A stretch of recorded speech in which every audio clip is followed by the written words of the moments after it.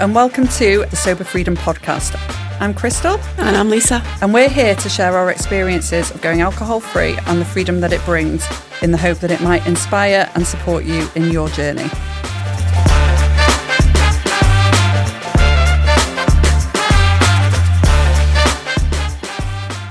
Okay, welcome to the Sober Freedom Podcast with myself, Lisa. And me, Christal.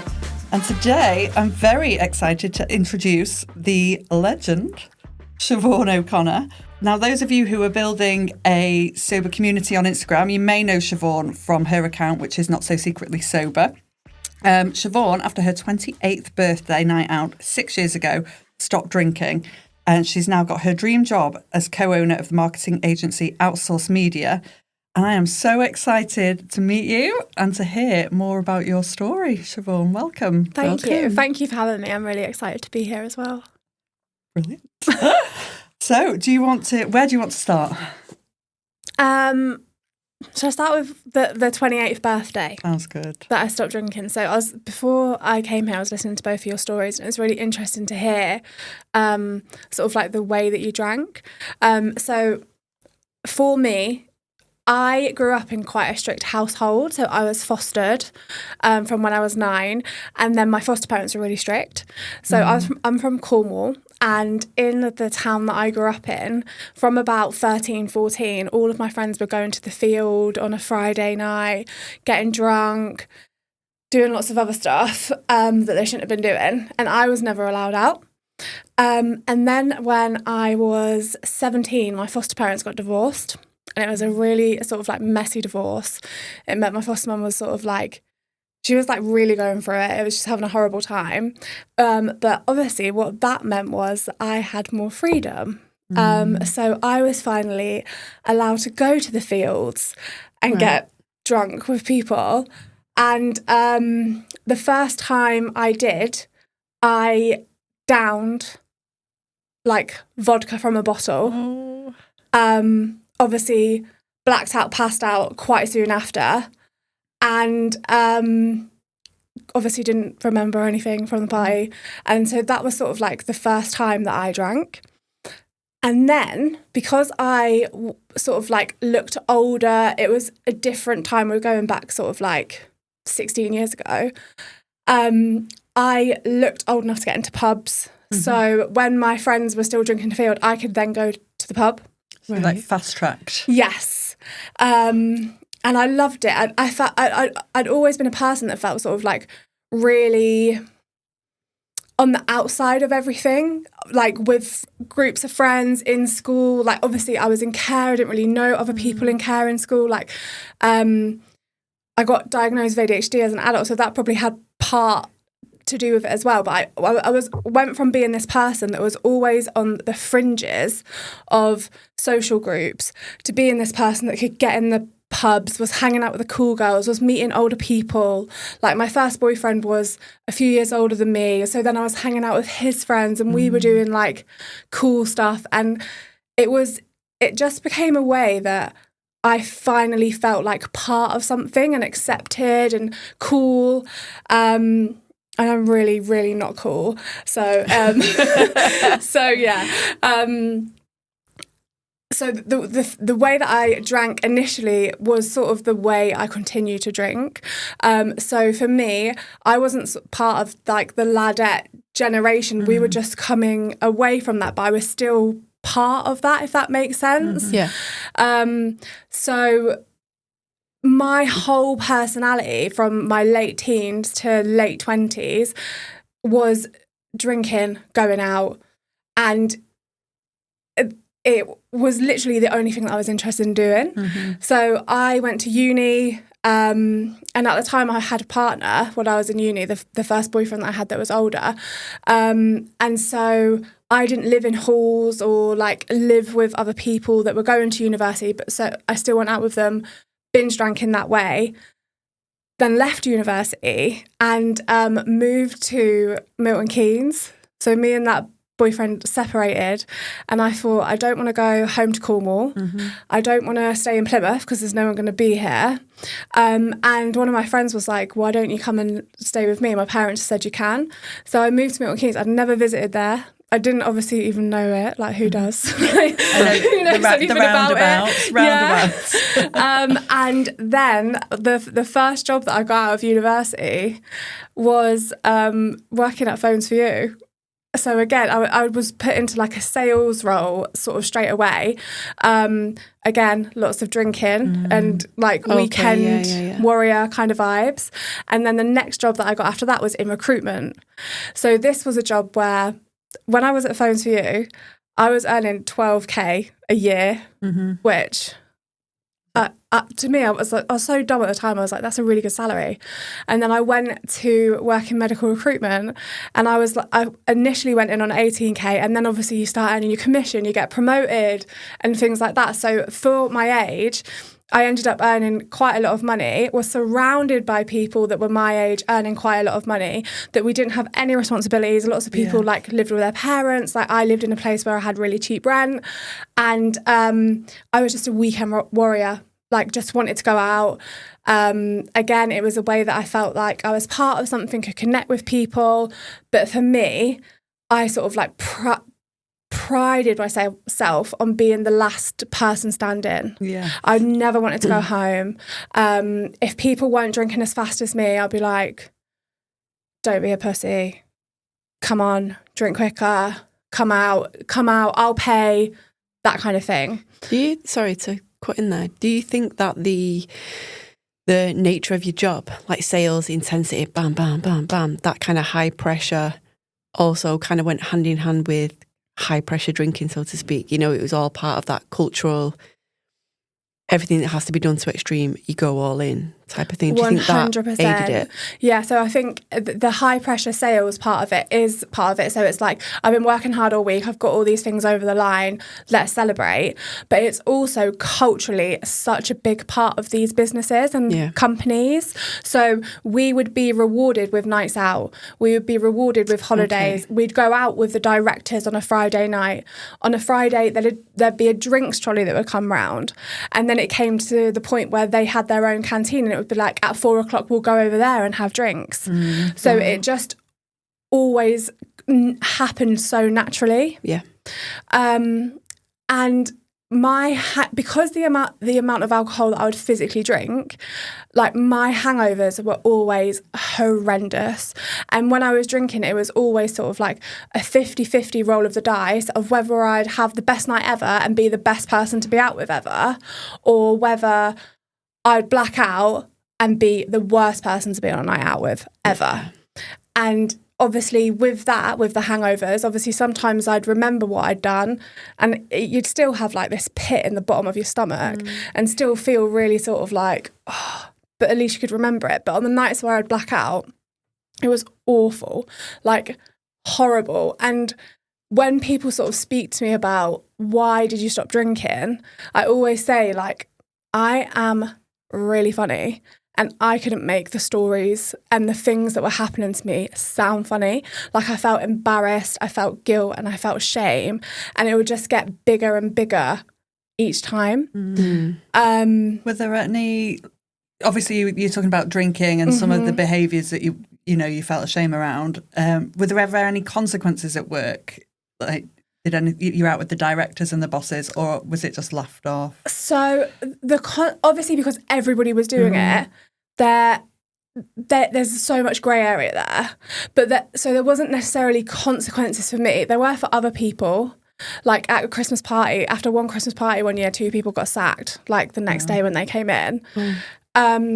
But consequences for me were more sort of like being really embarrassed, not wanting to look that directorial person in the eye, being like, oh, sometimes I would make up that I blacked out so that I didn't have to deal with. Right, I'd be like, oh yeah, I can't remember what happened, ha ha ha, like that kind of thing, because that was easier than being like sort of owning up to it. Wow. Exactly. So yeah, and then I moved to Manchester again, didn't know anyone, didn't have a job, just wanted to move to a city, and started working in recruitment. But the person that I lived with, because I just found a place on, like, is it Flatshare or a website, and the person that I lived with was a drinks rep, so a rep for a drinks brand. And so I basically had like a key to Manchester and was going to these really cool events. I actually met my partner 7 years ago at a Jameson's event through that housemate, and we don't remember how we met. Right. Wow. So, this life-changing moment, and no one can remember. We don't remember how we met. And so basically I got to Manchester and it chewed me up and spat me back out and was like, you think you know how to party? You definitely don't. So I was going to all these really cool events with all these cool people, embarrassing myself, feeling, again, those feelings of shame, guilt, just sort of like feeling really horrible, like basically hated myself. It's something that I think a lot of people who like stop drinking still have to deal with like every day, like that negative self-talk. But yeah, so on my 28th birthday, there was a Disney bottomless brunch in the Northern Quarter on my actual birthday. And because I'm so basic, I was like, oh my God, there's not a better night out. This was like made for us. And I think it started at like 10 or 11. And obviously because I've lived in so many different places, that I had friends and family come up from, like, when I say family, I mean my sister. I didn't like take my foster parents out and get them hammered or anything. But like my sister came up from Cornwall with her boyfriend. People came up from London. People came up from Milton Keynes. People had obviously paid for their travel. They'd bought their fancy dress costumes. All this stuff. They put so much effort, and like I'd made lots of new friends in Manchester, and they had come and done sort of similar things. And I didn't remember leaving the first venue.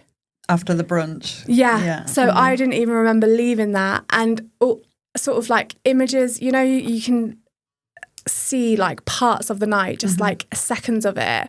I can remember being in Mackie Mayer, and the bouncer, I'm not proud of this, I'm not saying it because it's funny. The bouncer was like, come on now. I was dressed as Pegasus, so I had these big angel wings on. And he was like, come on now, like, that's enough. Like, you've had a joke, just stop. And I was like, do you know what is a joke? Your fucking eyebrows. He was like, get out. Oh dear. Wow. So that was it then. We all went home, and they had to look after me and take me back to the flat. And again, I'd like be asleep, passed out, wake up, be like, come on, let's go out. Why are we all here? They'd be like, we literally can't go out anywhere because you're so drunk. And just again, seeing glimmers of that, me being awake, me being asleep. And then it got to about 3 or 4 in the morning, and I woke up in my housemate's bed next to my sister. And I was like, did we have a good time? And she was like, it wasn't ideal. And I was horrible. Like, oh, okay. So sort of like before that, I had been thinking about giving up alcohol for a year. So the following year. So my birthday is on the 15th of December. So I was going to stop drinking on the 1st of January for a year to do a reset. And I'll tell you a bit more about that in a second. And after she said that to me, I was like, I'm just starting it now. I'm not drinking again now. But then with that, there were sort of conversations like, so you're not going to drink at Christmas? You're not going to drink at New Year? So even though people had seen that behaviour, it sort of really impacted on the night, they still don't want to let go of that, do they? Because even though if it was a bad night out, it was still sort of like, I was still this sort of like force of nature to be like, let's make it happen, let's have a great time, let's drink loads. And also, no one's ever going to be as embarrassing as me if I'm there. No one's ever going to drink as much as me. Like, I'm always going to be the fool guy for whatever happens. So, yeah, that was when I stopped. Wow. So it sounds like you've sort of planted, the seed had been planted for a while, hadn't it? So along the way. The seed came from, like, I'd always felt sort of like so uncomfortable in my own skin. So I was always looking for ways to like improve, fix myself, that kind of thing. And I was I go through loads of different phases of things that I'm really interested in. And at the time I was really interested in minimalism. And I was like, I buy too much stuff. That's why I'm unhappy and I hate myself. It's because I buy too much stuff. So I was watching loads of YouTube videos about it. And in these YouTube videos, these minimalists that are like really regimented, they don't drink alcohol because it's a waste of money. So I was already in a space where like I was being introduced to people that didn't drink, where I hadn't really met people like that before. And aside from that, I'd gone to a friend's party and her cousin that was there was sober and she was having a really good time. So I'd met someone in real life where I was like, okay, you're not drinking and you're having fun and you're really fun. Like, how the hell are you doing this? Yeah. And then I know he's been cancelled now. Don't agree with anything that he's done.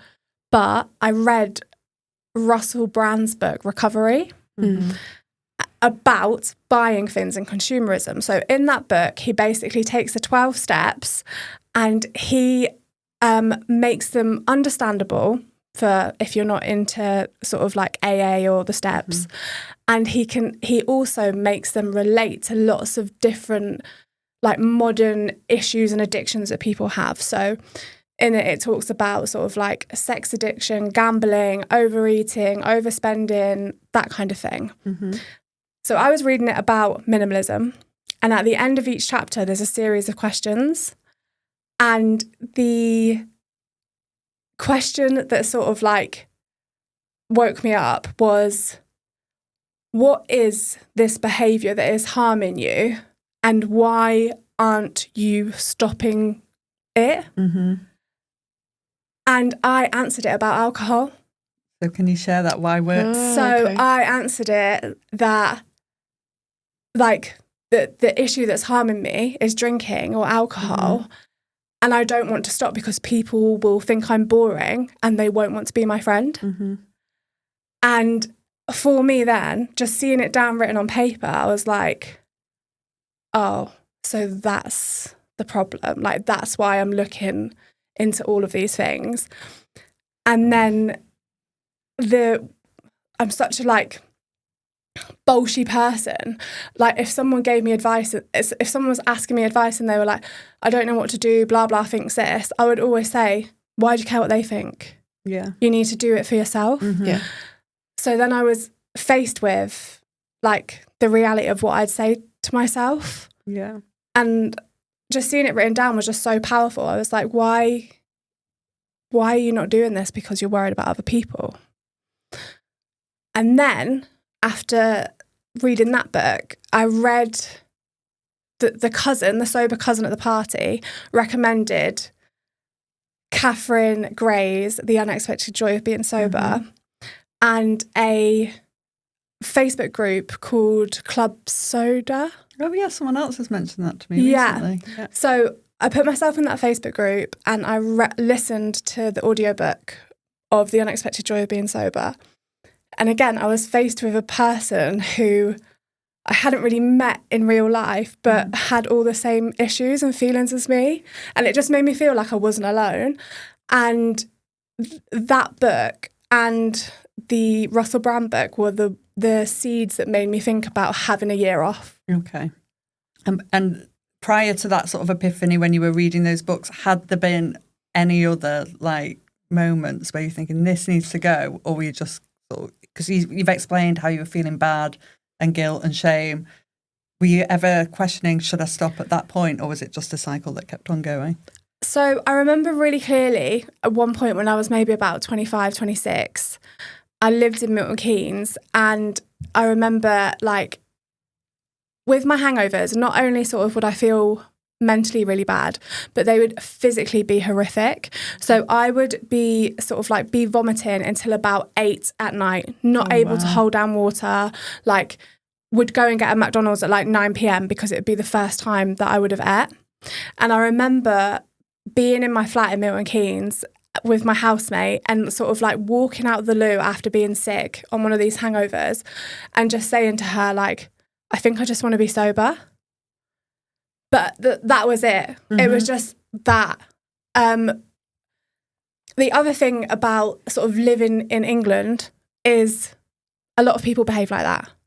It's so A normalised. lot of people go out and do It's that. really normalised. So- And so you're pretty much, and as we found, you're kind of like the odd one out. If you choose to book that trend, especially someone who is seen as the party girl, the fun girl, the go-to girl, just like you were saying, Christal, you used to go out and, you know, you would use an excuse as like, oh, I want to see my friends. And then later you said, actually, it could be someone I hardly knew, like more of an acquaintance. I just wanted to go out. When I dug down into it, it was like, it's not that much about Yeah. socialising. Now I've stopped drinking. I can see, like, I'm not going out half as much, so it wasn't just the socialising. I mean, Christal was going out for a drink with a lollipop woman at one point. She didn't even know her name, just that woman there with a big stick.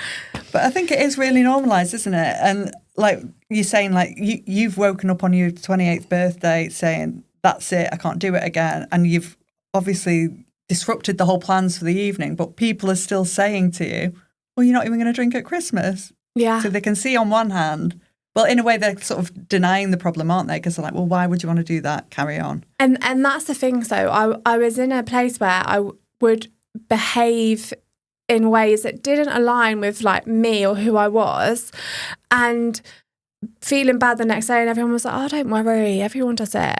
It's all right. Like, don't worry.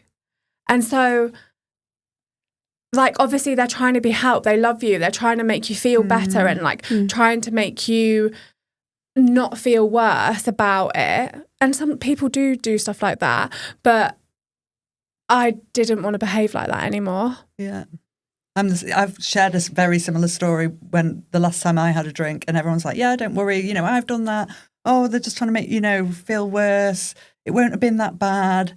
And it's like, but I knew. It's like, I don't want to behave that in that version of myself anymore because it's letting myself down as well as my family. So you sort of know, don't you, deep down? Yeah. So that was the decision at age 28. Yeah.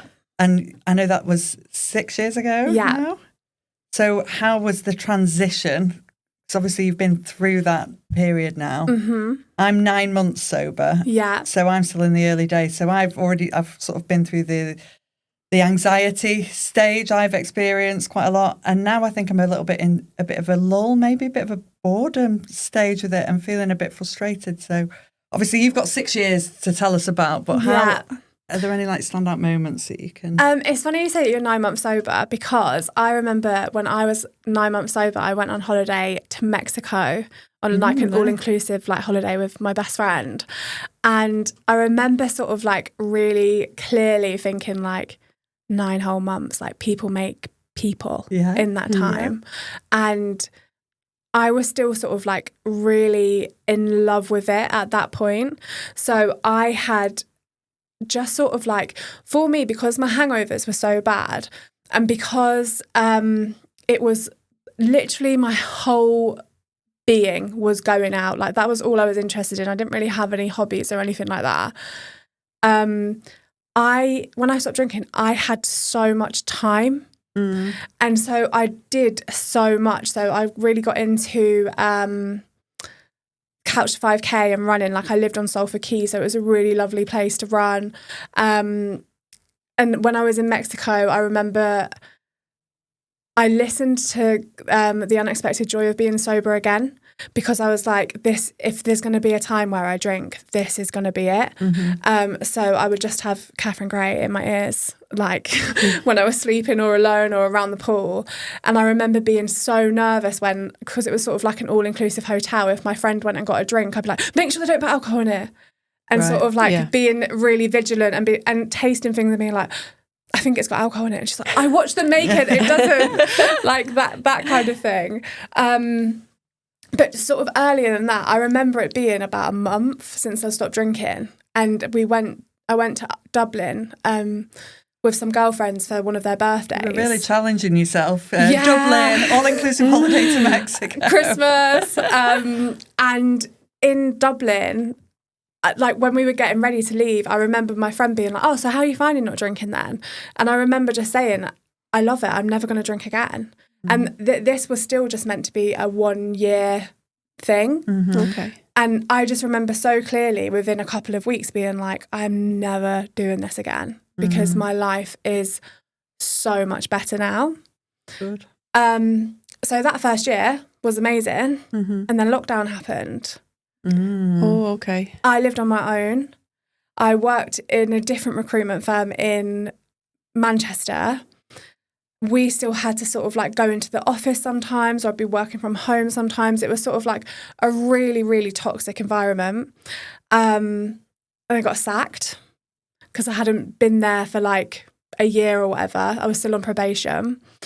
And then I started working for myself, like freelancing, doing social media. But luckily at the time when I got sacked, I was working with a life coach and I had already had a social media client on top of my job. And so my life coach was like, why are you panicking? You don't want to do recruitment anyway. Like you can make being a social media manager your full-time job. Whereas if I wasn't working with that person, I would never have worked with that person if I was still drinking. Because I'd be like, what are you doing that for? What a waste of money. What do you mean you want to improve yourself? Yeah. I would never have had the time to sort of like learn the skills of doing social media and learning how to do it. So that was a really sort of like a big transition in my life. But then it was lockdown. I was self-employed. I sat at home by myself all day, all the time. And lockdown sort of like really, I was never a person that was like, I want to drink because it's lockdown and everyone else is. I always woke up thinking, I'm so glad I'm not hungover dealing with this because it felt so scary at the time. Yeah. But getting out of the habit of leaving the house, getting out of the habit of going to all of these fun sort of like communities and events that I was going to as a sober person really sort of like knocked most of my confidence. And it's one of those things that people would never think that I'm not a confident person. But even now, it's still sort of there. Like if I'm going to a wedding, I'm like, oh, I don't want to go. Whereas I've never been that kind of person. Right. I've always wanted to do things. So do you mean it like sort of knocked your confidence in just going to the event, or knocked your confidence in going to the event and not drinking alcohol? Both. Right. Because I think with sort of like events like weddings, award ceremonies, things like that, that you're wearing clothes that I'd never normally wear. Like you're speaking to strangers who are normally drinking.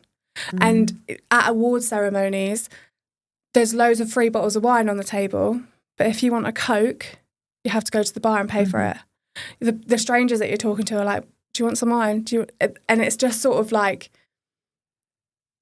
it can make you feel like so separate. And also, drunk people can be annoying. Yeah.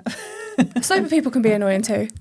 But it can get to the point where you're like, why am I sat here with you? You're an idiot. Yeah.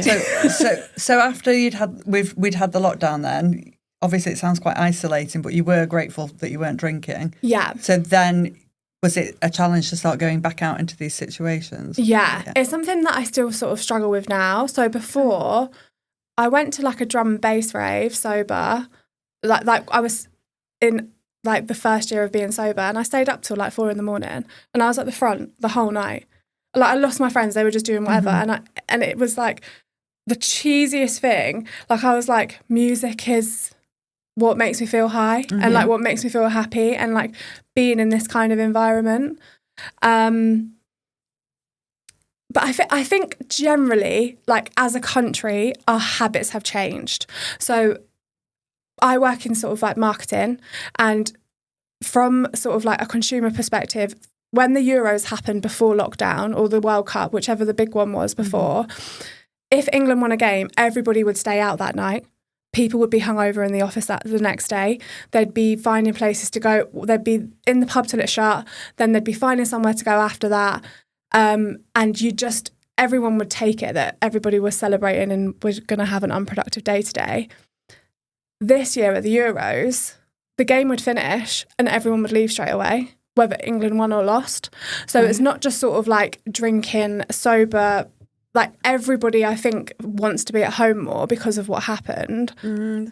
like if we think about it on like a bigger scale, but for me, like it takes so much effort and energy to leave the house to do something social now, because I'm like, could just be at home. Might be getting older as well. I was going to say, yeah, do you think maybe it's just a natural, well, not natural because we had the interruption of COVID, but maybe a bit of a transition? I think it's a bit of everything, because I think like lots of my friends don't drink how we used to drink, but that's because they have kids or families, or if I, like, I'm child free by choice, I don't want to have children. If I didn't stop drinking, I would still be going out and still being like, get a babysitter. Yeah. Like, what's your problem? So I think it's a bit of everything. So what do you do now for sort of social fun? So this weekend I went to the 30 Plus Club. Oh yes, I saw that. What's that? So it's such a cool concept, and like their marketing is amazing. It is a sort of like club night that happens in the day. So it happens at like, it starts at 4 or 5 and it finishes at 9. Yes, yeah. But I saw a video of women singing Celine Dion. And in Manchester, there used to be a night called Ultimate Power, and they just played power ballads all night. And I was obsessed with it. It was so fun. I used to go to that sober, like on New Year's Eve. That's what I'd do when I stopped drinking. But I think it stopped. I haven't seen it for ages. So I thought this was going to be a bit like that. It was going to be like mainly women having fun, but it wasn't. There was like a lot of men there, no offence, men. And some of the music was just really random, like proper like happy hardcore tunes and stuff like that. I think I was listening to a podcast the other day, and I'm sure Sarah Cox was DJing at one of them. Oh, really? Yeah, Annie Mac does one as well, called Before Midnight. So I've been to that. That's probably what I'm thinking of. In November, I think. I think that's so for me, I love music, so I'll go to like loads of gigs, events like that. This one that you were just talking about, was that an alcohol-free event? No. That's what I wasn't sure Yeah, about. see, I'm not really that bothered about mixing with drunk people, because I always have found that when people have a few drinks, they come up to like my energy. Like this, that's what I'm like normally, when people have had a few drinks and they can relax a bit. But yeah, so it wasn't a sober night, but Annie Mac's Before Midnight, she finds that a lot of people that go to that are sober or pregnant, or people that like just mindfully drink, that kind of thing. So that was a very different crowd at Before Midnight. That was a real mix of people.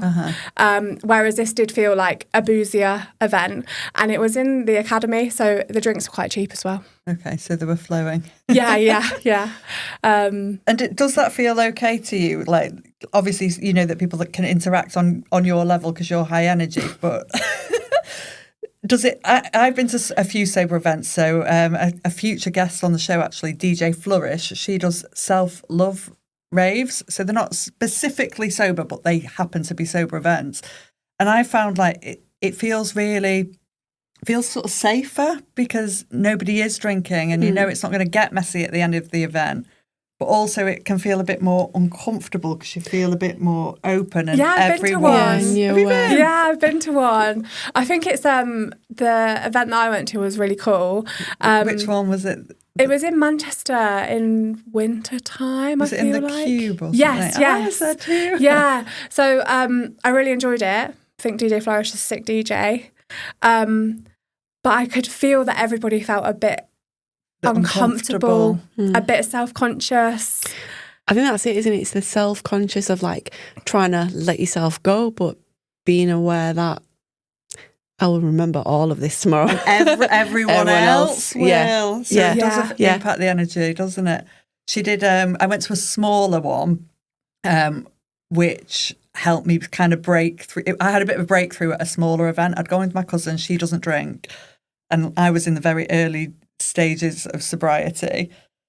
And Caroline, DJ Flourishes, she says sort of like self-love words and words of reassurance over the mic. So she was sort of easing us into it. And I did have a few breakthroughs, but I think because it was in a smaller environment and I was with someone who I love and trust, But yeah, it's hard getting through that. So are you happy to go out dancing, raving? Yeah. Anyway. Yeah. Like, I think, to be fair, like, I've just always been a person who doesn't think about things that much. So I am an overthinker, but an example is I booked to do a skydive with my little sister. And on the day that it was happening, when we were waiting at the airfield, I was like really nervous, felt really sick. And she was like, "What's the matter?" And I was like, "I am petrified of heights. Like, some sets of stairs I get wobbly walking up." And she was like, "Did you not think that you'd be scared here then?" I was like, But so that's the kind of, I don't really think about things until it's happening. Okay. But music was such a big part of my life before. So most of my money was spent on going to gigs, club nights.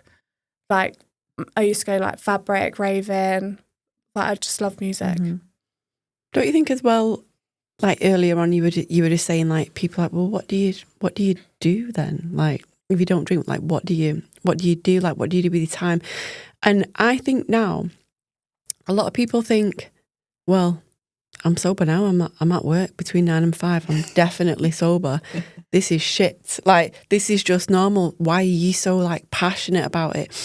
But for me, it's more the things that you can do or you think about doing because you're not drinking. So you're more active. You get out and do. You just think more. Your time is consciously spent in a better way, that you're enjoying it, and then you enjoy it afterwards as well. So it's not like this, oh, I'm just not drinking and I'm doing this. It's like, oh, I'm not drinking, so I'm going here, I'm going there, I'm doing this, I'm having some chill time, or I'm going up that mountain, or I'm going on holiday here for the weekend, or it opens so much more. But because of the way that culturally drinking and alcohol is kind of framed in our society, it's like everything is framed around what you're going to do when you're pissed type of thing. Well, oh, get a bit wavy, blah, blah, blah. Rather than look at all these other opportunities that you've got when you're sober with this time to do stuff. I would say I've not found that I have got that much more time from not drinking. But I think, because I've got 2 young kids, so 6 and 9, and I don't feel that I've necessarily got more time. But what I would be doing is like, oh, I need to do the laundry, which is obviously not a thrilling task. And I'd be like, oh, I'll have a beer. So although I've still got to do the laundry, I was like squeezing in alcohol where I could. And I'm just like, why was I doing that? Yeah. You know, but I guess because I was a little bit bored. But so although I don't feel like I've got loads more time to do things, what I do find is I can enjoy things more because I've not got an awful hangover. So I'd started the gym, but I was there with a hangover. Yeah. I was going to work, but sometimes I'd be tired because I might have had a few drinks the night before. So I think it doesn't necessarily open up loads more time, but you can certainly enjoy the time. Yeah, more. I think you become, I don't know if this is the right term, but you become more creative with your time. You think of, all right, you might not have necessarily more time, but the evening or the afternoon into the evening that you would have spent at a bottomless brunch, you've now got that time to do something else that you're going to... More to age your growth, I think, isn't it? Yeah, and this is this. So that's my point, really. I've not really articulated that well, but my point is like people see sober as just the everyday 9 to 5 if you are a social drinker or a binge drinker at the weekend or whatever. Being sober is shit. I do that every single day, for 5 days a week. But for me, it's the clarity, it's the opportunity to, right, well, I'm not gonna go down the boozer on a Friday night, which means that I'm gonna have Friday night free. Saturday morning, I'm gonna be great. So Saturday morning, day, afternoon, what can I do? Oh, like you went camping with the kids. Like you said the other week, something we never would have done, not with the kids anyway, because we would have been on it. Like, So it's changed. Definitely. It's all these like it opens new opportunities. I think, definitely opens new opportunities. I think if you're drinking, you're blinkered, aren't you? Because you're thinking focus on the pub and this and that. Whereas you have to be maybe a bit more. Yeah, creative. and I think initially it begins as a distraction. What can I do to distract myself to not be thinking about alcohol and what I'm missing out on and what I could be doing right now. And then it kind of transpires into, oh, I could go and do this, oh, I could go and do that, or I could just sit in the house and watch Netflix. It doesn't matter. You've got a choice because the option of removing alcohol gives you that opportunity to explore all these different like creative stuff that you wouldn't necessarily be able to do with a hangover or being sick. Do you mind if I go on my phone and I'll tell you something that baby sober Siobhan said about what you're talking about? So was this in the early days of you? Yeah, so I think drinking this was like alcohol? in the first year of not drinking, and it just sort of is exactly what Lisa was saying. So have you made like journals or notes? No, I just shared it with the whole of the world on Instagram. But with what Lisa was saying, I've never thought of how people view being sober because the things that they do when they're not drinking because they're at work or doing. But I'd never thought of that. That's so interesting. Well, if you, my point being, if you drink, drinking is your escape. Drinking is your release, and it is fun. Up until a point with me, it was so much fun, but it got to a point where I couldn't moderate, and continually being unable to moderate led me to stop drinking. But if I could, I think I've said it before, if I could moderate, I would still be drinking because I enjoyed it. What I didn't enjoy were the flashbacks. What I didn't enjoy were seeing the videos of me the next day, the pictures, the text messages that I sent, the phone calls, just horrifying. How you described it, horrific. Mental, it was torture. So removing that has just opened so much more to me. So it's not a case of like, if your idea of being sober is your 9 to 5, then oh my God, that is a nightmare.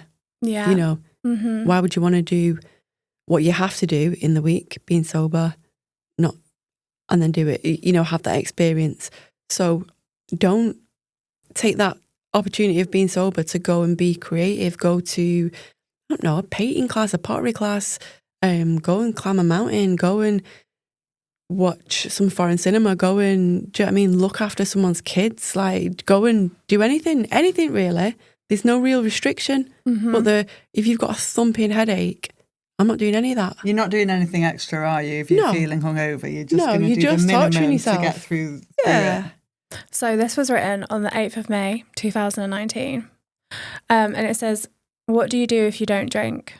I climb mountains, I go to brunch, I go to gigs, I take lots of pictures, I book festival tickets and still get just as excited about them. I keep promises that I make to myself and to others. I listen to books, I go for walks, I spend some time at the front of a huge crowd listening to one of my favourite drum and bass DJs dancing until 4 a.m. I call my friends and tell them that I miss them and that they inspire me. I tease my niece and nephew about their current girlfriend or boyfriend. I start Instagram pages. I bask in beer gardens and laugh with my friends and family. I laugh with my friends' children and twirl them around when The Greatest Showman is on. I treat myself to overpriced milkshakes. I watch comedians. I go to the theatre. I go on city breaks. Dear past self, do you have any more stupid questions? Love it. Perfect. I love that. But I think what you guys were talking about there is different types of drinkers. So if you're the kind of drinker that is having a bottle of wine at home, you're still going up and going to work the next day. It's not necessarily impacting on your day. Whereas if you're sort of like a binge drinker and you feel like horrendous the next day, you're going to have a lot more time and feel... Yeah. Do you know what I mean? Both of those. Yeah. So I think that it's... everyone has like their own experience of it, innit? Like loads of people that I knew that drink would still go and do all those things that I said, but I'd always be hungover. to not do it. Mm-hmm. And you mentioned before about overthinking and that you're an overthinker. I'm an overthinker too. Yeah, I was going to come to them and say this to you, but you carry on. Well, I was asking me a just going to question. ask. Obviously, for me, like having a drink or a lot of drinks, that was an off switch to that. And I know it can exacerbate it the next day when you're hungover, but in that moment, drinking for me was definitely an off switch. So have you found, was drinking an off switch for you? And do you have some other off switches, strategies that you can share with us? So drinking wasn't just like an off switch to me. Like it just made me feel numb. It was like perfect. It was exactly what I wanted. And I think that's why everything that I did revolved around it, because it was just nice not feeling or thinking about things.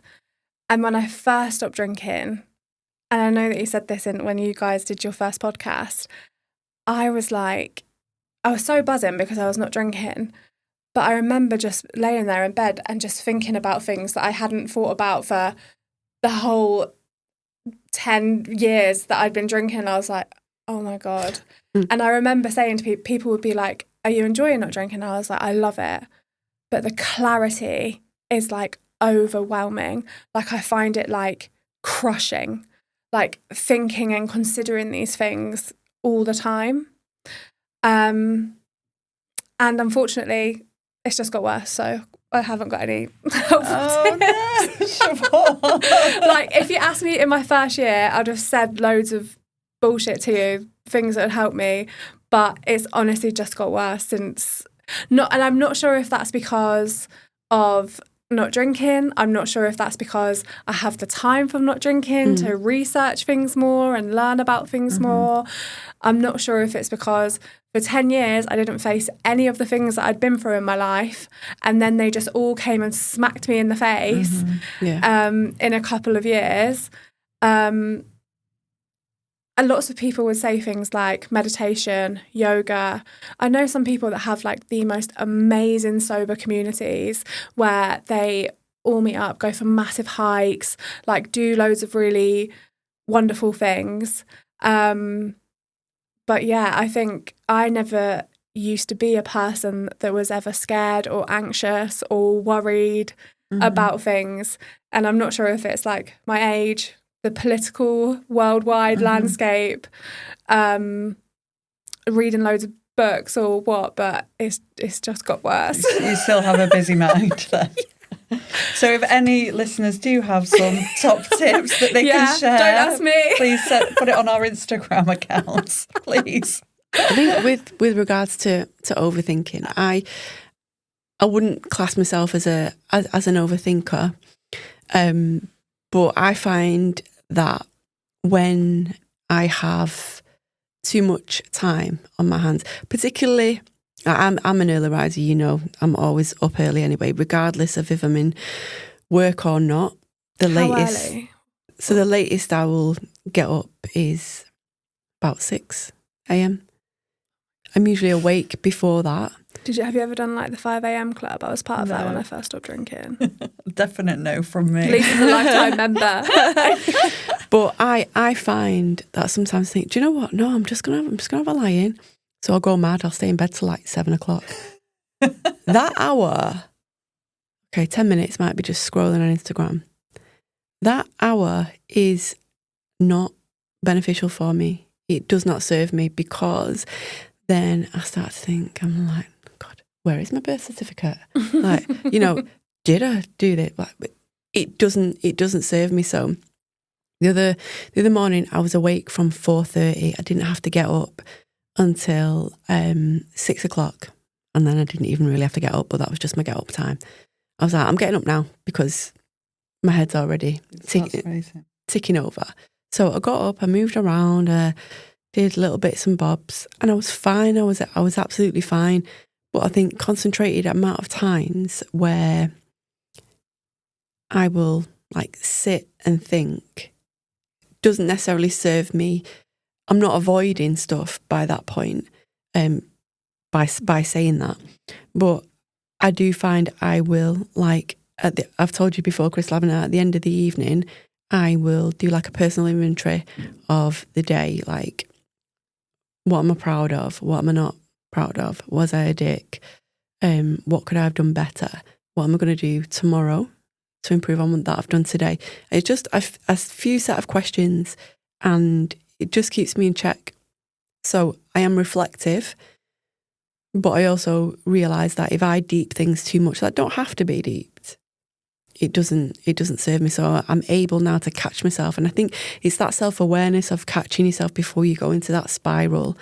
And it's like, is my dog really a dog, or have I just put a tail on a teddy? Like, you know, it can go crazy. So I think having the self-awareness to catch yourself in those thoughts, and then just moving, shifting your perspective, either getting out of bed or going out for a walk or washing the dishes or doing something just to switch it. Recognise the thought, but don't deep it. Is I don't ever sit down or stop. No, me either. It'll just spring up when you're in the middle of something. But that is really good advice. And I think for me, alcohol was also nice because I would sit down and have a break. And I'd be like, I'm just laying in bed today. I would, like, now I wake up and I'm like, what are we doing? Gotta do something. Gotta get going. Let's go. Gotta get hustling. So yeah, with what you're saying about the self-awareness, I think I'm too self-aware, and that's why I think, but I haven't honed exactly what you're saying, catching the thought. So I was listening to a podcast earlier, and they referenced The Power of Now. Yeah, I've tried to read that. Yeah, I tried. I listened to that as an audiobook, and I was like falling asleep and waking up, and I was like, his voice was in my dreams, and it's really scary. The person who reads the audiobook, I was like, no, that's him. That's Eckhart Tolle. Yeah. But she basically explained it in the podcast exactly how Lisa did, was it's catching that, seeing that it's a feeling and not allowing that thought or feeling to dictate what happens next. So maybe that's what we need to practice. It's tough, isn't it? It is tough. Sometimes I'm much better at catching it and being like, what for example, last night I was feeling like, not that I wanted to drink, but a bit like, I feel like I want to do something wild. And I was like, well, what is that? What is it that I need? It's like it's not like a self-destruct button, but the other thing that I would say, you know, sort of like asking about things that you do sober is like, so for me, music is a really big part of my life. And when I go out, I might feel a bit anxious before I get there. I might feel like I look silly, like, or like I would never wear this outfit that I'm wearing normally. And the first couple of songs or like things that are happening, I'll be like, I'm gonna hate this. And then if I just sort of be like, you're here, enjoy it. Like, it doesn't matter if you think you're cool or not. Just have fun. No, but that's huge. That acceptance there. That experience is going to happen regardless of whether you're feeling like that or not. So your perspective on how you approach that situation, I do that now because sometimes I do get socially anxious. But in my head, if I accept, right, look, you're going to be here for at least 4 hours. You can make those 4 hours really torturous, really shit in your head, or you can accept you're going to be here for 4 hours and make the most of it. And it just shifts. It's a little shift in perspective, and it changes your behaviour because your thoughts are different approaching it. So it does help. I'm not saying it's easier, but you definitely feel better because it's an acceptance. Instead of fighting those 4 hours or fighting that situation, that job interview, that meet up, whatever it might be, you're kind of surrendering and being present in that moment. I think like not putting too much, like you want to enjoy it and everything, but for me, like early on, like go, you don't have to put loads of pressure on yourself to be dancing like a mad woman, you know, really going for it, but just to go and enjoy it in a way that you can enjoy it. That's what I was going to say. So when you wanted to press that button, you want to be like, I want to go out and I want to do something wild. Events like that one that I went to on Saturday, or DJ Flourish's events, those kind of things, even going to the gym and doing a class like at Lisa's gym, your body is still sort of getting what it wants from that moment. So on Saturday when I went out, I had like the most stressful week. I felt so down in the morning. And then I went and met my friend. And again, we got to this place and I was like, ugh, this isn't who I expected to be here. This isn't the music I expected to be played.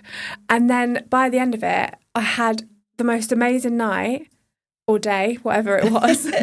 And I felt like better. And it wasn't through talking about anything. It wasn't through thinking about anything. It was just through my body just moving and being there and taking it in. So I think when we stop drinking, we can take ourselves out of situations like that, because sometimes we have to protect our sobriety and protect ourselves. But doing those kinds of things like makes you feel nice. Yeah. And I think the more you do it, the easier it does get, doesn't it? Yeah. I have found that. So you've shared so many like of the experiences and things, but are there any like key freedoms? Because obviously sober freedom, like what are the key sober freedoms that you have found over the past 6 years? I think the biggest one for me is knowing that like life, just because you've stopped drinking, it doesn't mean that life is going to be all sunshine and rainbows. Like life is still going to be hard. There's still going to be sort of like big events that happen, like big traumas that happen. And it's okay that they feel uncomfortable and they feel horrible. And if you drank, probably wouldn't make it better. I think that is one. Another one, a really big one, is no one cares, mate. No one cares if you look like a dick when you're dancing sober. No one cares if you're doing sort of like no one cares. So like you have to do stuff for yourself and not for other people. Catherine Grace speaks about it in her book, The Unexpected Joy of Being Sober. And she says, when you're in a space like that where you feel really self-conscious, everybody else does, and they're just looking at themselves. No one's looking at you. Yeah, I think I've really experienced like getting used to feeling uncomfortable and just accepting that we all do feel uncomfortable in certain situations. Yeah. And like you, Siobhan, I had a coach as well. Luckily, it wasn't to do with being sober, but it just coincided. At that time, I'd already was working with this coach. She's like, things are uncomfortable. Like, we're all so desperate to not be uncomfortable, make it all okay. But you've just got to kind of sit with that and get used to it. So I'm learning to do that. But I think as well, like what Lisa said about journaling and those kinds of things, like they have really helped me in times when I feel really sort of like I don't know what to do. But it does get easier to feel that. Like I still think that I probably overthink more, but I'm just like, and it's not me sort of like really going in on myself and being hard on myself about what's happened. It's being able to look at things more objectively. The other sober freedom that I would say is like say yes. So all the stuff that we spoke about in this, like go and climb Snowdon, like go to the rave, whether it's sober or not, like just keep trying things. And the more you do those things, the more your confidence will grow. Another sober freedom thing that I would say is be honest with the people around you. So if you are nervous going to an event, say to the person that you're with, I feel a bit nervous about today. Is like, what can we do to make this nicer? So weddings that I've been to, I always ask if I can take my own alcohol-free drink. That's good. Yeah, that's good. So, or I can, if I'm sort of like having a tantrum about my outfit before I'm going somewhere, I can say like, I'm really sorry, I'm not mad or upset with you. This is a place where I'd normally have a drink and it would feel easy. So just sort of being honest with people. And I think that's why I found sobriety a bit more easier from the beginning, because I actually put on my Instagram stories before I had Not So Secretly Sober, on my personal ones. On New Year's Day, I put like a series of resolution stories saying, I've realised alcohol's become a big problem in my life and I want to change that. And so that was just me. Everyone, whether I knew them or not, knew about it. And I've just always been, one, really positive about it. So if people say, what do you mean you don't drink? I've been like, well, I love it. And they can't say anything to that. They're like, okay. Yeah, if you're very confident and positive about that life choice, it is harder for people to have any comeback for that, isn't it? Yeah. And it has changed my life in every aspect of it. So although it does feel harder sometimes, for that 5% that it feels harder, the 95% it feels easier and nicer. God, that's amazing. Great stuff, man. Oh, well, thank you so much for being with us today. Thanks for having me. I've learned loads. Yeah, it's been so interesting. Really appreciate you giving up your time to come on. Thank you. And if people want to connect with you, where can they find you, Siobhan? On Instagram, Not So Secretly Sober. And if you want to see what we do for work, it's Outsource Media. Outsource is spelled like ketchup sauce because we're saucy. But yeah, thank you so much for having me. I've had such a lovely time with you both. Oh, great stuff. Great to have you. Thank you so much.